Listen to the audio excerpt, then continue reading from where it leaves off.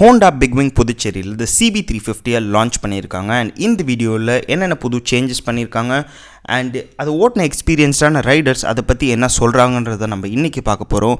Starting of 2 lakh X-showroom ப்ரைஸில் வந்துட்டு இந்த வண்டியை லான்ச் பண்ணியிருக்காங்க. ஏற்கனவே ஒரு ரெட்ரோ கிளாசிக் டிசைனாக இருந்த வண்டியை இன்னும் சில கிளாசிக் எலிமெண்ட்ஸை ஆட் பண்ணி ஒரு கிளாசிக் 350 ராயல் என்ஃபீல்டோட கிளாசிக் 350க்கு ஒரு சிமிலரான லுக் வந்துட்டு இந்த வண்டிக்கு கொடுத்துருக்காங்க. ரேர் அண்ட் ஃப்ரண்ட் ஃபெண்டர்ஸை பார்த்திங்கன்னா இன்னுமே லாங்கர் அண்ட் வைடர் ஆக்கியிருக்காங்க. டெயில் லைட்ஸ் முன்னாடி ஹைனஸில் ஃபெண்டருக்கு கொஞ்சம் மேலே இருந்துச்சு, இப்போது கொஞ்சம் இறக்கி வச்சுருக்காங்க த கிளாசிக் 350 மாதிரியே. அண்ட் ஹைனஸில் இருந்த டேங்க்கில் வந்துட்டு ஒரு சின்ன சேஞ்ச் பண்ணியிருக்காங்க. ஒரு சைடில் ஒரு சிசல் போட்டு அதில் டேங்க் பேட்ஸ் வந்துட்டு ஆட் பண்ணியிருக்காங்க. அது வந்துட்டு ஒரு சின்ன டிஃப்ரென்ஸ் கொண்டு வரதுக்காக. ஸ்பீடோமீட்டரில் வெறும் கிராஃபிக்ஸ் மட்டும் மாற்றிருக்காங்க, வேறு எந்த பெரிய சேஞ்சுமே கிடையாது. அண்ட் இன்னொரு பெரிய சேஞ்சுன்னு பார்த்தீங்கன்னா இதோட எக்ஸாஸ்ட் பைப்ஸ் வந்துட்டு இப்போது ராயல் என்ஃபீல்டோட கிளாசிக் டைப்ஸில் மாற்றிருக்காங்க. அண்ட் சைட் பேனல்ஸ் அது சேம் புது CB350யோட பேஜிங் மட்டும் கொடுத்துருக்காங்க. அண்ட் உங்களுக்கு புது கலர்ஸும் இதில் வந்துடுது. உங்களுக்கு precious red, metallic, Pearl Ignious Black, Matte Crust Metallic, Matte Marshall Green Metallic, அது என்னோட personal favourite, and Matte Dune Brown வந்துட்டு உங்களுக்கு கொடுத்துருக்காங்க. இப்போது சில எக்ஸ்பீரியன்ஸ்னா லாங் டூரிங் ரைடர்ஸ் இந்த வண்டியை பற்றி அவங்க ஃபர்ஸ்ட் ரைட் எக்ஸ்பீரியன்ஸை என்ன சொல்கிறாங்கன்னு கேட்போவாங்க. ஸோ CB350 வந்துட்டு இப்போ நீங்கள் ஓட்டிருக்கீங்க.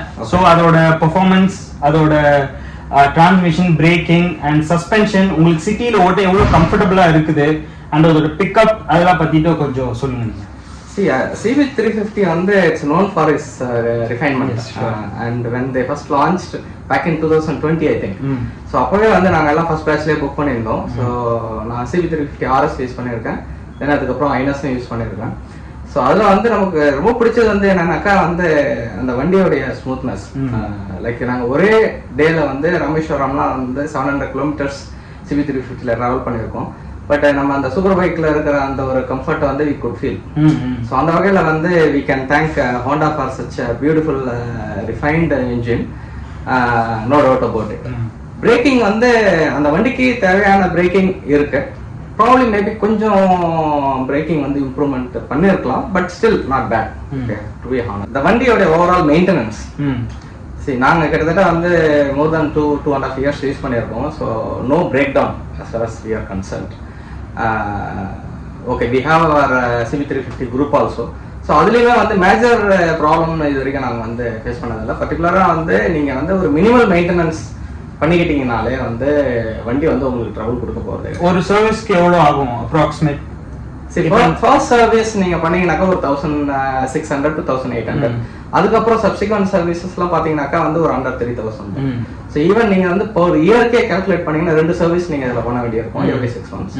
ஸோ இப்போ இயருக்கு பார்த்தீங்கன்னாக்கா 7000 மேக்ஸ் வாங்கும்போது அப்போ அவங்களுக்கு அந்த குவாலிட்டியான ப்ராடக்ட் ஹோண்டால கொடுக்குறாங்களா? Refinement for sure, but what about the build quality?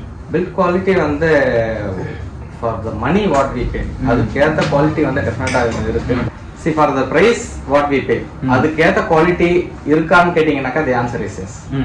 ஏன்னா கம்பேர்ட் டு நீங்க காம்படிட்டரோட பைக் நீங்க எடுத்துக்கிட்டீங்கன்னாக்கா இது 1 or 2 level upல தான் இருக்காங்க. For sure.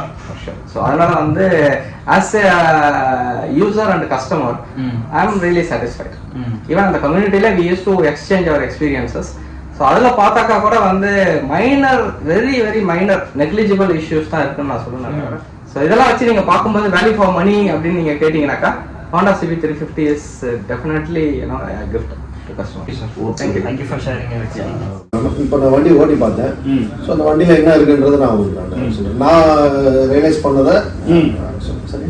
இப்போ நீங்க மற்ற ஹைனஸ் அதெல்லாம் ஓட்டிருக்கீங்களா முன்னாடி? ஓகே, அது ஏதாவது டிஃபரன்ஸ் இருக்குதா? ஹைனஸ்க்கும் இதுக்கும் பெரிய டிஃபரன்ஸ் இல்லை, பட் இது ஸ்லிப்பர் கிளட்ச் இருக்குன்னு சொல்லியிருக்காங்க. ஓகே, அது மாதிரி வண்டி இன்னும் ரொம்ப ஒரு நியூ வண்டியாக இருக்கிறதுனால அந்த ஸ்மூத்னஸ் இருக்குதான்னு தெரியல.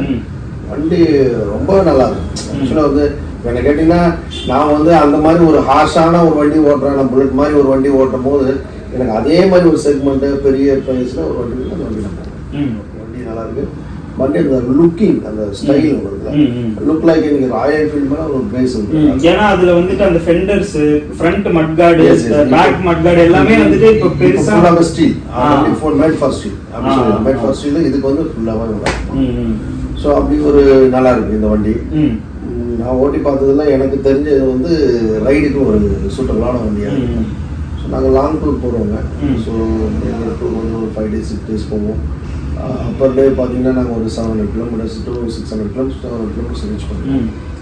நம்மளோட கிளப்புக்கு வந்து பாண்டிச்சேரி லே ரைடர் பாண்டிச்சேரி லே பாண்டி ரைடர்ஸ் ரொம்ப நல்லா இருக்கு. எனக்கு அது ரொம்ப பிக்கப் வந்து உங்களுக்கு ராயல் என்ஃபீல்டோட பெட்டரா இருக்கு. பெட்டர், வெரி வெரி குட், கண்டிப்பா பெட்டரா இருக்கு. Good on. இன்னொரு விஷயம் வந்து ராயல் என்ஃபீல்டு வந்து உங்களுக்கு கியர் போடுறது பார்த்தீங்கன்னா கொஞ்சம் மாட்டி சிக்கி கொஞ்சம் அது ஒரு மாதிரி கொஞ்சம் ஹார்டா இருக்கும். இதுல கிளட்ச் பிடிக்கிறது கியர் போடுறதுலாம் உங்களுக்கு வெரி வெரி ஸ்மூத் இப்போ இருக்கும். இப்போ உள்ள ராயல் என்ஃபீல்டுக்கு கம்பேர் பண்ணீங்கன்னா நிச்சயமா வந்து நீங்க ராயல் என்ஃபீல்டு தான் நான் நீங்க அந்த புல்லட் ஓட்டணும் அப்படின்னு இருந்தீங்க. அது எனக்கும் புரியுது. நான் கண்டிப்பா அது அந்த மாதிரி பழைய வண்டியா இருந்தா நான் கண்டிப்பா எந்த வண்டிக்குமே போக மாட்டேன். பட் நான் என்ன கேக்குறேன்னா இப்போ ஜாவா இருக்குது, நம்மளுக்கு 300cc ஜாவா இருக்கு, நமக்கு ராயல் என்ஃபீல்டு இருக்கு. அதை கம்பேர் பண்ணும்போது இதோட ரிஃபைன்மெண்ட் இதோட பெர்ஃபார்மன்ஸ் இந்த விலையில நீங்க வந்து எந்த வண்டி எடுப்பீங்கன்னு கேட்க. நிச்சயமா வந்து கம்பேர் டு ஜாவா பாத்தீங்கன்னா கம்ப்ளீட்லி வேரியட். அது ஜாவா வந்து ஹைட் ரொம்ப கொஞ்சம் ஷார்ட்டா இருக்கும். ஸோ கொஞ்சம் டால் பர்சனால வண்டி வந்து அது நாட் ஃபார் சூட்டபிள் ஆப்டா இருக்காது கண்டிப்பா. ஸோ ஒரு வண்டி நமக்கு ஆப்டா இருக்கும், ஒரு வண்டி நமக்கு ஆப்டா இருக்கும், எல்லா செக்மெண்ட்லயும் இருக்கும். ஜாவா பாத்தீங்கன்னா எல்லா வண்டியுமே கொஞ்சம் ஹைட் வந்து குறைச்சி வச்சிருக்காங்க. அது எதனாலன்னு தெரியல. பட் ஹீரோ ஹோண்டா வரும்போது கம்பேர் டு கரெக்டாக நல்ல ஒரு காம்படிட்டராக வரும் ராயல் என்ஃபீல்டு. ஏன்னா சேம் ஹைட் அதில் வரும்போது